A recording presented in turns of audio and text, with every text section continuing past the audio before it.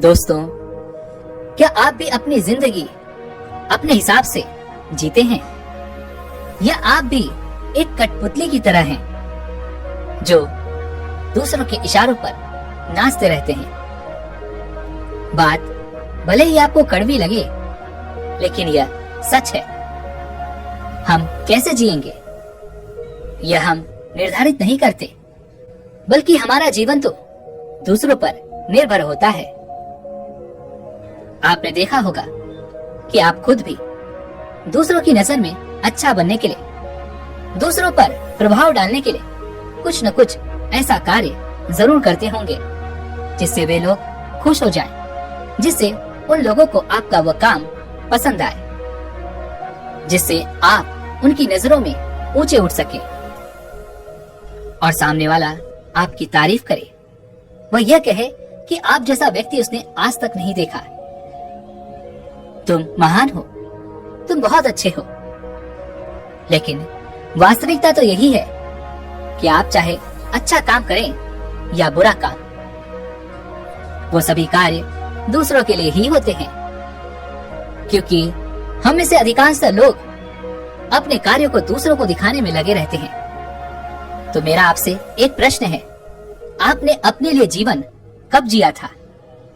अधिकांश लोगों का जवाब होगा, हमने अपने लिए अपना जीवन अब तक नहीं जिया। क्योंकि हम में से हर कोई अपने कार्य केवल दूसरों को दिखाने के लिए करते हैं, और यही कारण है कि हम में से हर कोई अपूर्णतः ही मर जाता है। हमें यह कभी समझ नहीं आता कि इतनी भाग दौड़ करके जो धन दौलत हम कमा रहे हैं, इतना मान सम्मान हम कमा रहे हैं, इसका अंत समय में क्या होगा? अंत में हमारे पास कुछ नहीं रहने वाला। हम एक भिखारी की तरह अपने अंतिम समय को प्राप्त करेंगे। हम अपने जीवन के सम्राट हैं, और हमें कोई दुनिया नहीं जीतनी है, बल्कि हमें तो अपना जीवन जीना है, सिर्फ अपने आप को जीतना है। और जो ऐसा करने में सफल हो जाता है, वही एक महान सम्राट कहलाता है। लेकिन हम में से अधिकांशतः लोगों का जीवन केवल इस बात पर अटका होता है कि यदि मैंने ये किया, यदि मैंने वो किया, तो लोग क्या कहेंगे, मेरे बारे में न जाने कैसी कैसी बातें करेंगे। क्योंकि आप अपने से ज्यादा उनके बारे में सोचते हैं। आप अपनी नजरों से ज्यादा उनकी नजरों में ऊंचा उठना चाहते हैं। आप उनकी नजरों में बेहतर होना चाहते हैं। लेकिन वास्तविकता तो यही है, आप चाहे कितनी भी कोशिश कर लें, कितना भी बेहतर बन जाएं, लेकिन लोगों का काम कहना ही है। वह कुछ न कुछ तो कहेंगे ही। महात्मा बुद्ध जैसे महान व्यक्तित्व को भी लोगों ने कुछ न कुछ भला बुरा अपशब्द कहे ही थे। तो फिर आप क्या चीज हैं, जबकि महात्मा बुद्ध से पवित्र और संपूर्ण जीवन किसी का नहीं है। इसीलिए लोग क्या कहेंगे, इस बात को अपने मन से निकाल दो और अपने आप पर ध्यान दो। अपने आप को पहचानो। लोग क्या कहेंगे, इस सोच के कारण आप एक यंत्र से बन चुके हैं। हम भी उसी भीड़ का हिस्सा होते जा रहे हैं जिसमें लोग रहना पसंद करते हैं, और यह मानने लगे हैं कि भीड़ जो भी कर रही है, जो भी कह रही है, वो सब सच है, सही है। और वास्तविकता देखी जाए तो हम भी इसी भीड़ का एक हिस्सा बन चुके हैं। हम भी इस भीड़ में अपने आप को भूल चुके हैं। हम भी इस भीड़ के कहे अनुसार उसके इशारों पर नाचते रहते हैं, एक कठपुतली की तरह।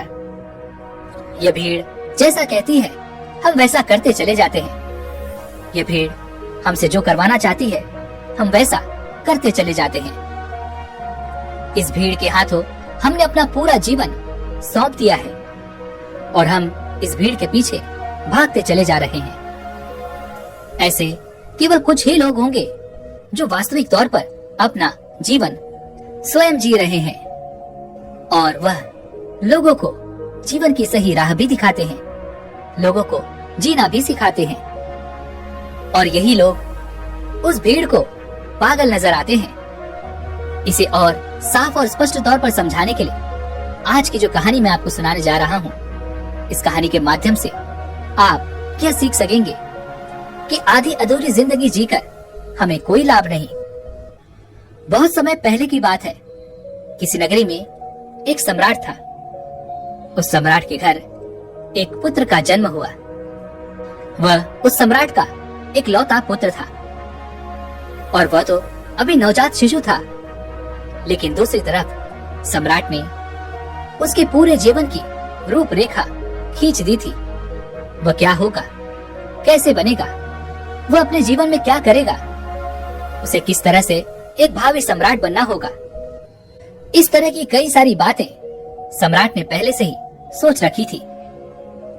लेकिन वह सम्राट यह भूल चुका था कि हम में से हर एक व्यक्ति अलग रूप रंग और अलग व्यवहार के साथ पैदा होता है और वही हमारे जीवन की धारा होती है। एक नदी की तरह साफ और स्वच्छ उस धारा को हमने खो दिया है और अपना लिया है भीड़ तंत्र द्वारा दिया गया वह गंदा नाला, क्योंकि यह हमें अत्यधिक सुरक्षित लगता है। क्योंकि इस भीड़ में हम अपने आप को सुरक्षित मानते हैं। हमें कुछ नया जानना अच्छा नहीं लगता। हम तो केवल इस भीड़ के साथ चलकर अपने आप को सर्वश्रेष्ठ समझते हैं। उस बच्चे का भी एक व्यवहार था। उसे राज्य का सम्राट नहीं बनना था। उस बच्चे का मन तो बहुत नाजुक था। वह जल्द ही करुणा से भर जाता था। हिंसा से उसे आनंद नहीं आता था। उसे तो नृत्य करना और चित्र बनाना अत्यधिक पसंद था। यही उसकी जीवन धारा थी।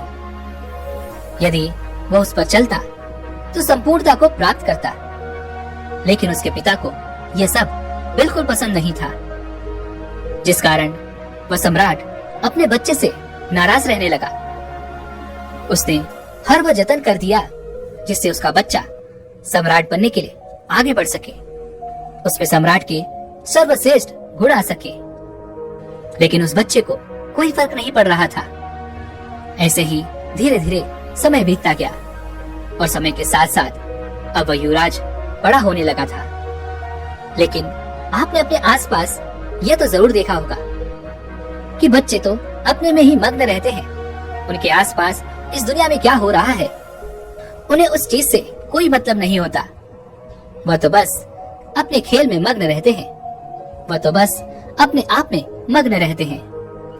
लेकिन धीरे धीरे जैसे जैसे युवराज बड़े हो रहे थे, उनके मन में, उनके मस्तिष्क में समाज की ये बातें घर करती चली जा रही थी।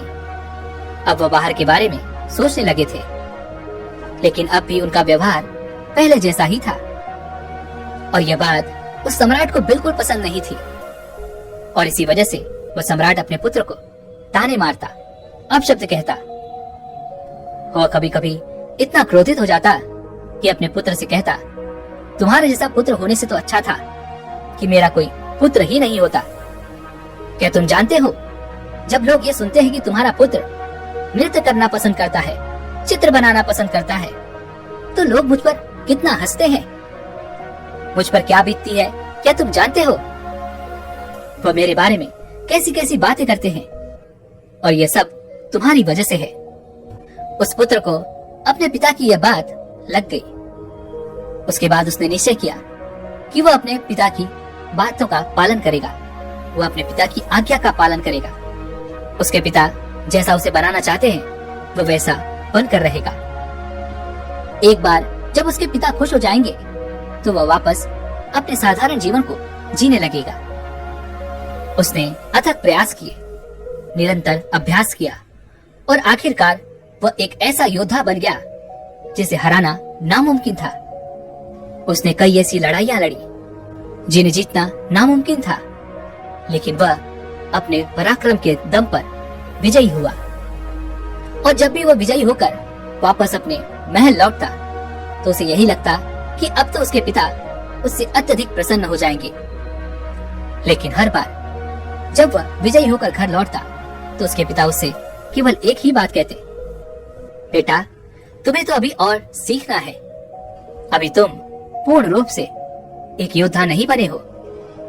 और इसी वजह से वो अपने पिता की नजरों में पूरा होने के लिए दिन रात मेहनत करता, अपनी पूरी ताकत लगा देता, लेकिन ऐसा समय कभी नहीं आया और धीरे धीरे वह पुत्र अपने आप को भुला चुका था कि वह क्या है और वह क्या करना चाहता है। धीरे धीरे उसके अंदर की करुणा क्रूरता बन चुकी थी।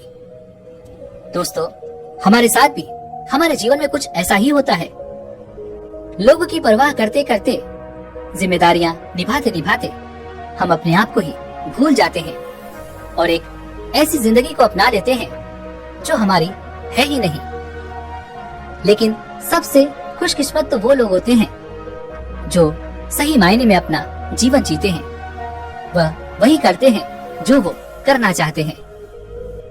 एक दिन की बात है, वह युवराज अपने राज्य में भ्रमण कर रहा था कि तभी उसकी नजर एक युवती पर पड़ी और वह युवती अत्यधिक सुंदर थी, जिसके प्रति युवराज आकर्षित होते चले जा रहे थे। उस युवती को देखकर युवराज के मन में प्रेम उमड़ने लगा। उन्होंने उस युवती को अपने राजमहल बुलाया और उस युवती के सामने उन्होंने तरह तरह के हीरे जवाहरात के ढेर लगा दिए और फिर उस युवती से कहते हैं, मैं तुमसे प्रेम करता हूँ और मैं तुमसे विवाह करना चाहता हूँ। ये जो कुछ भी तुम देख रही हो, ये सब तुम्हारा है। बस मेरे विवाह के प्रस्ताव को स्वीकार कर लो। इस पर वह युवती क्रोधित होकर युवराज से कहती है, हे युवराज, मैं आपसे प्रेम नहीं करती। भला ये कंकड़ पत्थर लेकर मैं क्या करूंगी?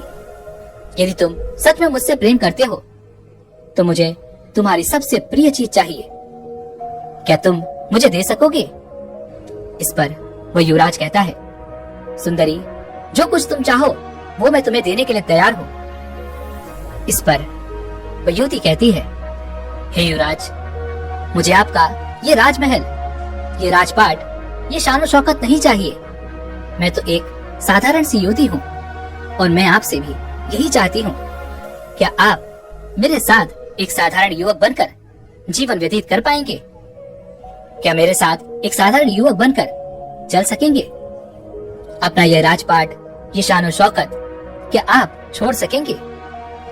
उस युवती की यह बात सुनकर वह युवराज बहुत सोच में पड़ गया और उस युवराज को देखकर वह युवती हंस पड़ी और कहने लगी, हे युवराज, ये आपकी धन दौलत, ये आपका साम्राज्य हमारी जिंदगी में कुछ ऐसा है।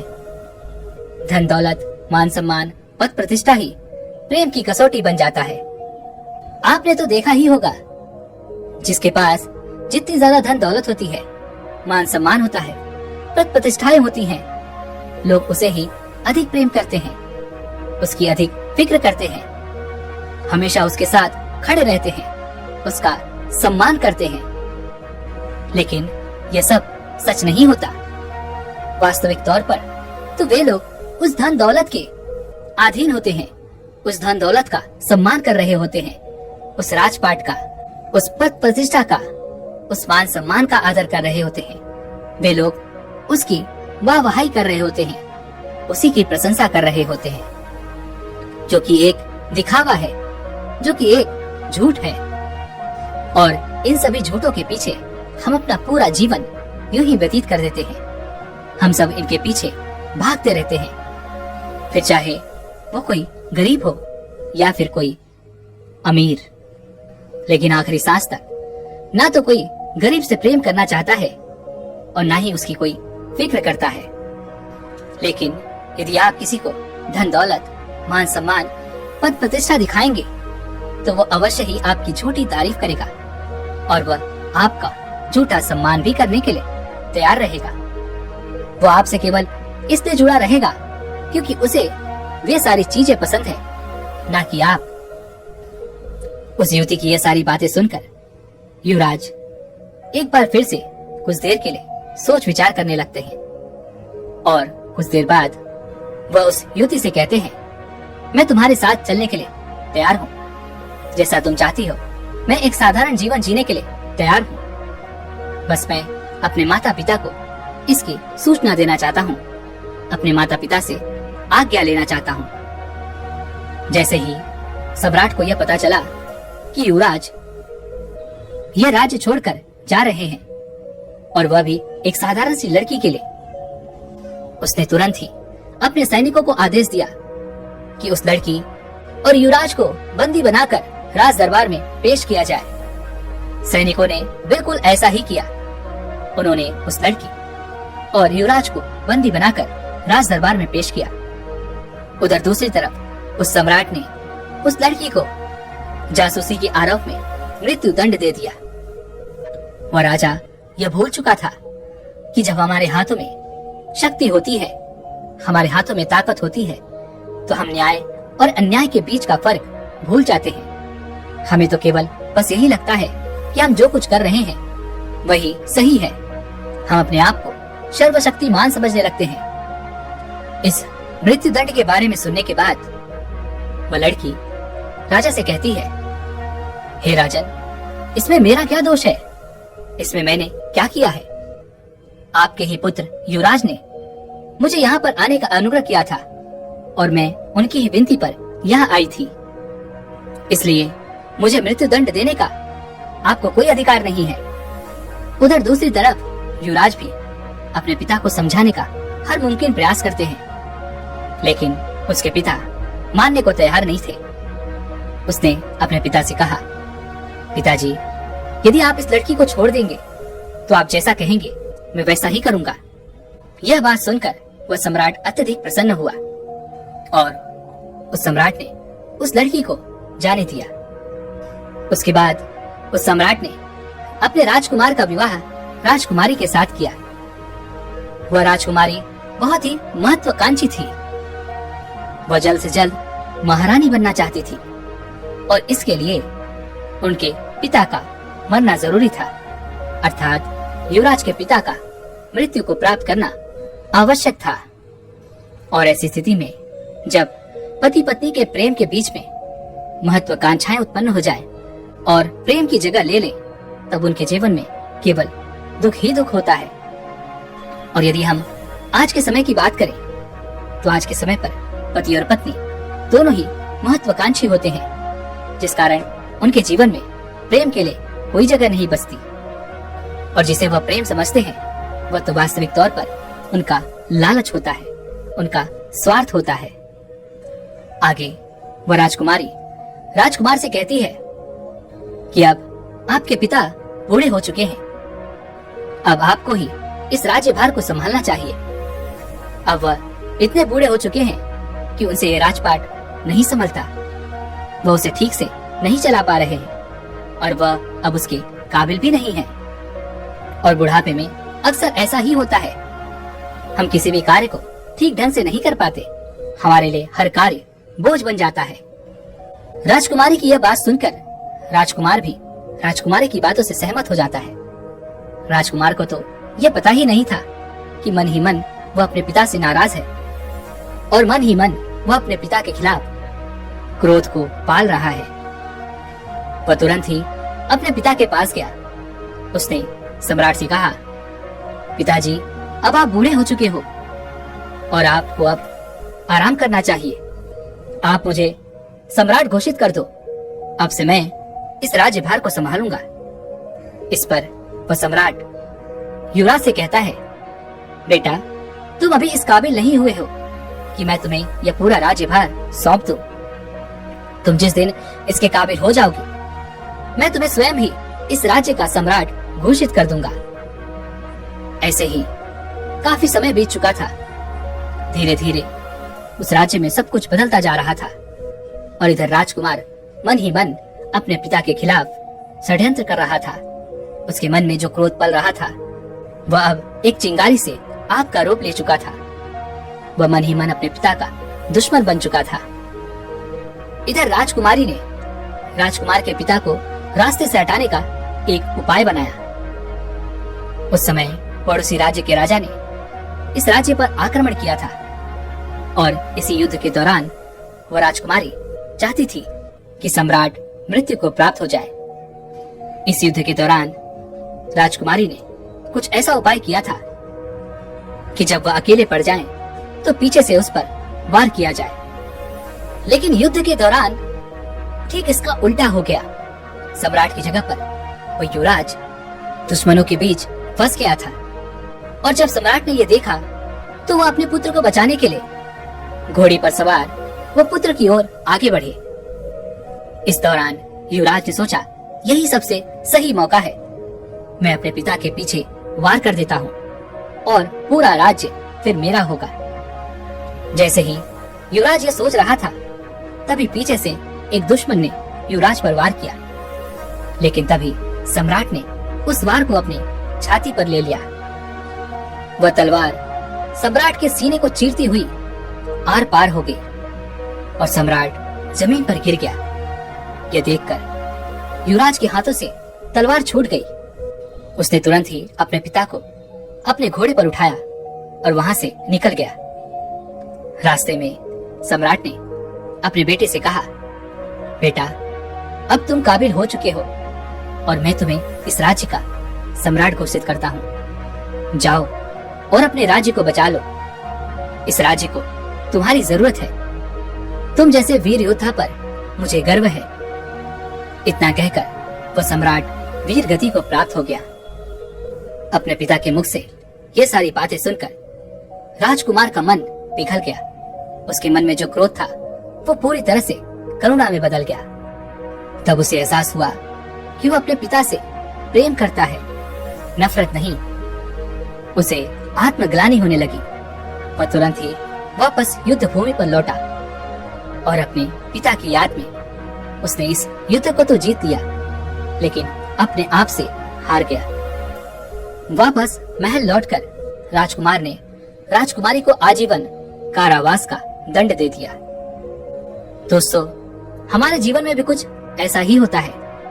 हमारे आसपास ऐसे बहुत से लोग होते हैं जो हमें हमेशा कुछ अच्छी तो कुछ कड़वी बातें कहते ही रहते हैं और उनकी हर बात हमें आईना सा दिखा जाती है। लेकिन हम ऐसे लोगों को ढूंढते रहते हैं जो हमारी हाँ में हाँ मिला सके, वो हमारी गलती को गलती ना कहें।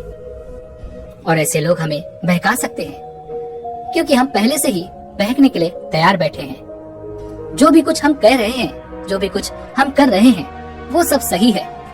हम कुछ ऐसे लोग चाहते हैं जो हमारे इस हाँ में हाँ मिला सके और हमारा साथ दे सके। राजकुमार बहुत दुखी था। वह स्वयं को भी सजा देना चाहता था।